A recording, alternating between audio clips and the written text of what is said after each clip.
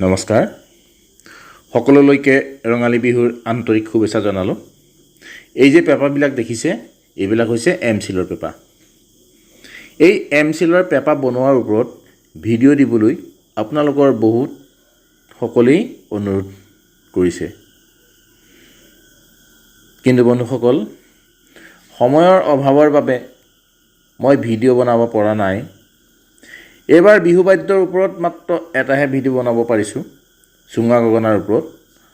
আপোনালোকে যিসকলে ভিডিঅ'টো চোৱা নাই চাবচোন এবাৰ। এইবিলাক আমাৰ আপুৰুগীয়া সম্পদ। বন্ধুসকল, ভিডিঅ' দিব নোৱাৰাৰ বাবে আপোনালোক সকলোৰে ওচৰত মই ক্ষমা বিচাৰিছোঁ। যিহেতু বিহুৰ সময়ত আমাৰ ব্যস্ততা বহুত বাঢ়ে, বিহু বাদ্য যেনে পাহি, পেঁপা, গগনা, কাকৈ, সুতুলি, টকা আদি বাদ্যসমূহ বনোৱাত ব্যস্ত থাকিবলগীয়া হয়। সেয়েহে ভিডিঅ' বনাবলৈ সময়েই নাপাওঁ।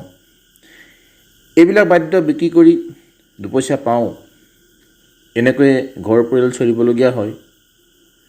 যিহেতু ইউটিউবৰ পৰা আজিলৈকে এটকাও পোৱা নাই,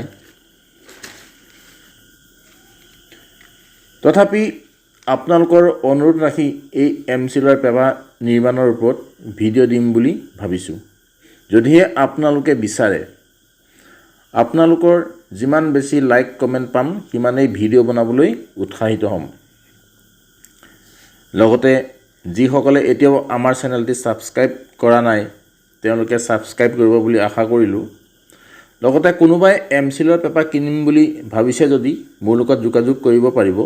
মোৰ কণ্টেক্ট নম্বৰটো ডেছক্ৰিপশ্যনত দি থৈছোঁ। ধন্যবাদ।